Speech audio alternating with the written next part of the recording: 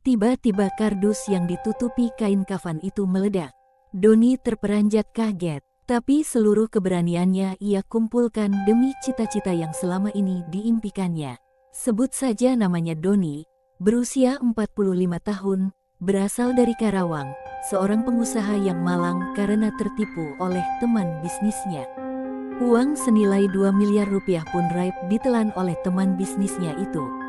Akibat masalah ini, Doni, yang memiliki 3 orang anak, mengalami kebangkrutan. Hampir semua asetnya disita oleh bank karena masih ada cicilan tunggakan. Akhirnya, Doni hanya memiliki sebidang tanah dan rumah yang dia tempati bersama istri dan anak-anaknya. Selama berbulan-bulan, bahkan hingga 2 tahun, Doni mencoba mencari jejak Marwan, orang yang menipunya. Namun, meskipun sudah menghabiskan puluhan juta rupiah, dia tetap belum berhasil menemukannya. Setiap tempat yang pernah dihuni oleh Marwan telah Doni datangi, tetapi sang penipu itu lenyap tanpa jejak. Tak ada petunjuk yang bisa membantu Doni menemukan keberadaannya. Dalam keputusasaan, Doni berusaha melupakan bayang-bayang Marwan yang telah membuatnya miskin. Dia berusaha untuk memulai kembali usahanya yang pernah sukses. Doni mencoba memulai bisnis jual beli mobil meski tanpa modal. Namun, kembali memulai dari nol ternyata tidaklah mudah. Tanpa modal, usaha yang dijalankan oleh Doni tidak menghasilkan apa-apa. Doni telah menemui puluhan teman lama, namun mereka selalu menolaknya dengan alasan tertentu. Hidup tanpa uang memang sulit. Teman akan datang dengan sendirinya jika kita memiliki uang. Namun, mencari teman ketika sedang miskin sama sulitnya seperti mencari jarum di tumpukan jerami. Dalam keputusasaan, Doni terus merenungi nasib buruk yang menimpanya. Dia menyesali kepercayaannya yang berlebihan kepada Marwan, asistennya. Ribuan penyesalan dilontarkannya pada dirinya sendiri. Dia bertanya-tanya apa yang membuatnya begitu buta hati sehingga bisa menyerahkan kendali perusahaan kepada Marwan.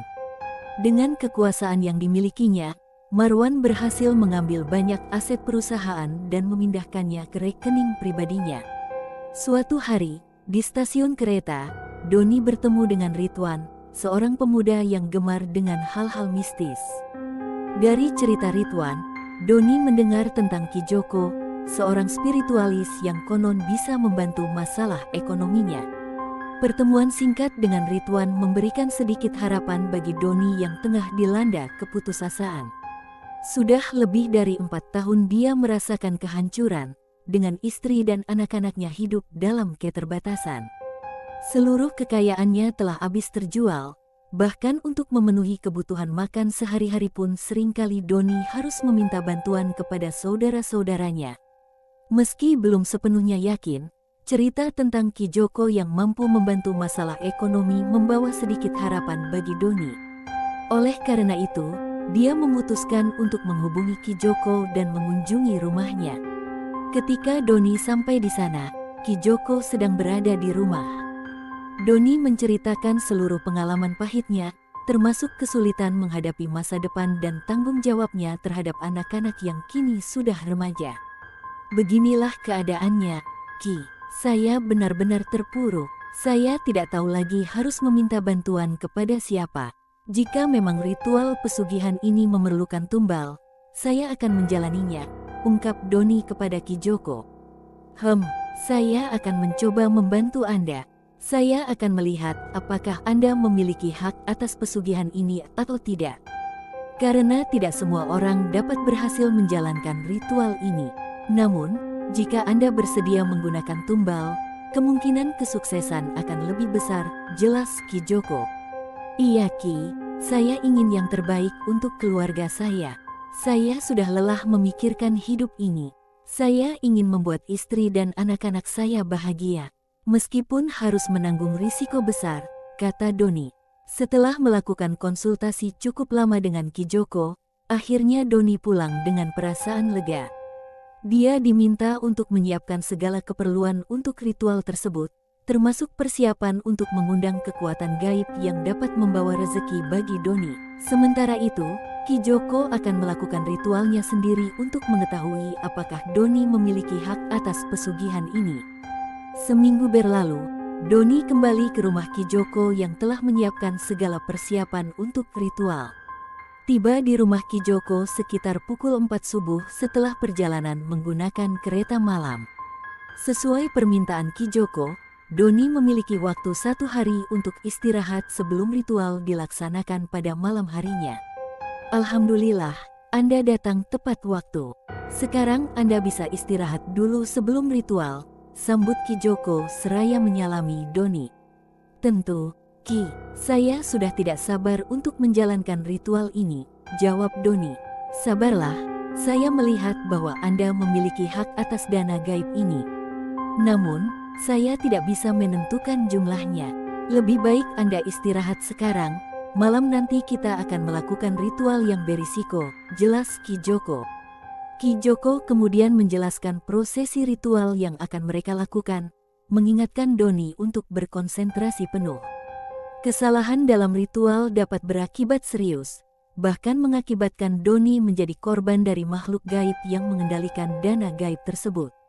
Pukul 12 malam, ritual pun dimulai. Ki Joko dan 2 pembantunya mempersiapkan segala sesuatu yang diperlukan untuk upacara pemanggilan makhluk gaib yang menguasai dana gaib tersebut. Ki Joko memasang pagar gaib di keempat penjuru ruangan untuk mencegah kemungkinan makhluk jahat masuk ke dalam lingkaran ritual. Tidak lama kemudian, bara api mulai menyala dan mengeluarkan asap putih yang khas. Bau harum kemenyan tercium di udara. Ki Joko menaburkan kemenyan di atas bara api untuk mengundang makhluk gaib yang menguasai dana gaib tersebut. Keempat pelaku ritual itu duduk dengan tertib sambil meramal beberapa ajian kepada penguasa gaib dana gaib. Ki Joko duduk di barisan terdepan. Sesekali terdengar suaranya membisikkan mantra yang tak terdengar jelas. Namun, Doni dengan samar-samar mendengar Ki Joko memanggil nama-nama jin, setan, dan makhluk gaib lainnya, yang membuat bulu kuduknya merinding. Sudah lebih dari 10 menit mereka duduk dalam kesunyian, sementara api perapian terus memancarkan asap kemenyan. Ki Joko masih terus mengucapkan mantra dengan suara pelan. Seluruh suasana rumah kosong itu mulai terasa aneh bagi Doni, dan nalurinya memberitahunya bahwa ada makhluk lain di ruangan itu selain mereka berempat. Meskipun bukan ahli spiritual, Doni bisa merasakan kehadiran mereka. Tiba-tiba, Ki Joko bangkit dari duduknya dan berteriak keras, mengejutkan semua orang di ruangan. Sesaat setelah Ki Joko berdiri, angin bertiup kencang dan membelit-belit, memutar-putar di sekitar ruangan. Suara-suara aneh pun ikut terdengar bersama angin yang datang tiba-tiba itu. Tenang, tetaplah duduk di tempat masing-masing. Jangan ada yang bereaksi, seru Ki Joko, mencoba menenangkan Doni yang tampak ketakutan dan mulai panik. Makhluk itu sudah datang, lanjutnya. Benar saja, makhluk itu telah datang. Meskipun tak terlihat, tapi suara-suara aneh yang terdengar oleh Doni menandakan keberadaan makhluk lain di ruangan tersebut. Tiba-tiba saja, blaar, kardus yang ditutupi kain putih di depan sesajian meledak. Doni dan 2 pembantu Ki Joko terkejut sampai-sampai mereka berteriak histeris ketika mendengar suara ledakan tiba-tiba. Bersamaan dengan ledakan itu, uang kertas mulai berhamburan dari langit-langit ruangan seperti hujan. Pecahan uang 100.000 dan 50.000 rupiah beterbangan dan jatuh ke lantai di sekitar area ritual. Meskipun tak jelas dari mana uang itu berasal, Doni dengan jelas melihat uang tersebut melayang-layang sebelum jatuh ke lantai. Kita berhasil, kita berhasil. Itu rejeki untukmu, Mas Doni, bisik Ki Joko dengan mata bersinar-sinar. Beberapa saat kemudian, hujan uang tersebut berhenti, dan suara berat tanpa wujud terdengar di ruangan itu. Gunakan uang itu untuk kebaikan. Aku dan para pengikutku akan mengawasimu. Jika kau salah menggunakan uang itu, aku akan bertindak. Begitulah suara berat yang bergema di ruangan kosong tersebut. Itu peringatan dari makhluk gaib penguasa uang ini untukmu, jelas Ki Joko pada Doni. Tak lama setelah itu, Ki Joko memerintahkan Doni dan asistennya untuk mengumpulkan uang tersebut dan memasukkannya ke dalam kardus. Dalam hitungan cepat, Doni menyadari bahwa jumlah uang itu tak kurang dari 2 miliar rupiah. Dengan modal tersebut, Doni berhasil merintis kembali usahanya. Kini, Doni kembali hidup normal seperti sebelumnya sebelum tertipu oleh Marwan. Dan dia tak lupa akan jasa Ridwan, seorang pengelana yang memperkenalkannya pada Ki Joko.